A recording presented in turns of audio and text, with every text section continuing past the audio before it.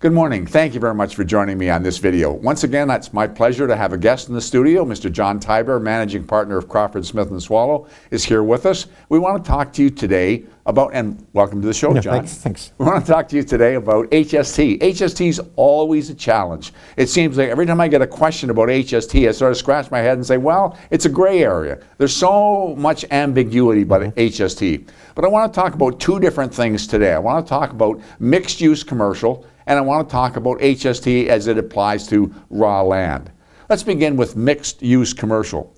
Suppose I've got a building for sale, and suppose it's on the main floor, it's a commercial, say a convenience store, and up above is a couple of apartments. How do I establish HST on that sale? There's going to be some HST applicable. How do I apportion it?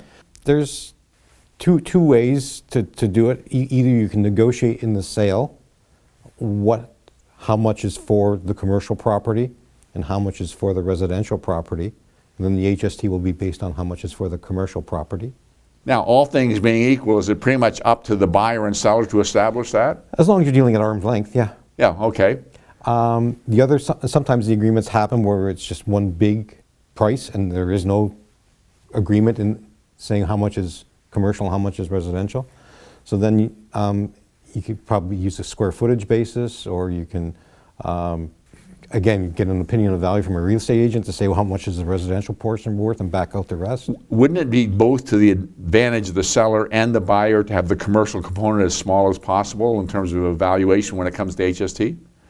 No, for the purchaser, if he's a registrant, he gets the HST as a flow through. So well, let's talk about that for a second. Yeah. So the purchaser is going to either rent it out and collect commercial rent, or he's going to run the business himself. Either way, he is, or on the time of closing, will become a registrant. Yeah. That means that the sale is a flow through, and rather than pay tax on closing, they remit from $1. Am I right there? They remit from $1, and there's usually a clause in the buy-sell agreement that acknowledges that the vendor is an HST registrant and the purchaser is an HST registrant, and the purchaser will include the IT input tax credits and the receipt of HST, and they net to zero on the HST return. What happens if the seller is not a registrant? Does that change anything if the buyer is going to be? Well, then the responsibility of reporting of both components falls again to the buyer. So for the buyer, it's a net. But if the buyer is a registrant, it can still be treated as a flow through. That's right. Okay. What about the fact that the seller is a registrant, the buyer is buying it, but he's going to change the use? It's right now a commercial use. It's either collected commercial rent or he's running a business, but the buyer is going to convert what is now the commercial component into apartments. He's going to change it to strictly residential in terms of its uses. Does that change the implication as far as HST on closing? On closing, no. So he's still stuck paying the tax? Yeah.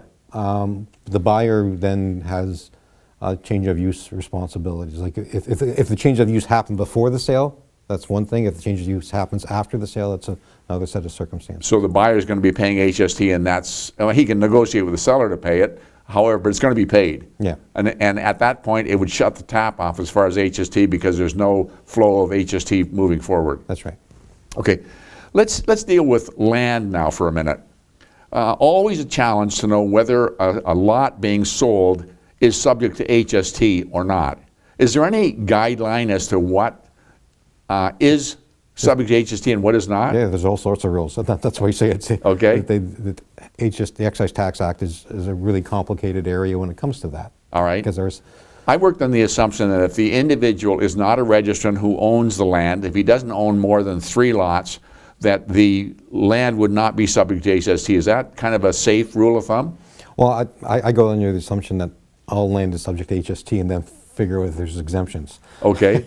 And generally, if some of the exemptions, if the land was part of a principal resident and was subdivided, there's no HST on that disposal of land because it was a principal resident. Now, does it matter whether the buyer is a registrant or not? No. Okay. It wouldn't affect his input tax credits when he's building a house? No, because anything after that, any improvement to the land and stuff like that would be subject to HST. So the increase in value from putting a house on it? Yeah. Okay, but the land wouldn't factor into it. Okay. So if we've got a subdivision now, and somebody who is a developer of land and he develops a subdivision, even if Joe individual off the street buys one lot and he's going to subcontract it out and build a house, he's still going to be paying HST on the purchase of the land, whether he's a registrant or not. Am I correct there? Right, that's right. And there's nothing he can do about recouping it if he's building his house, or can he?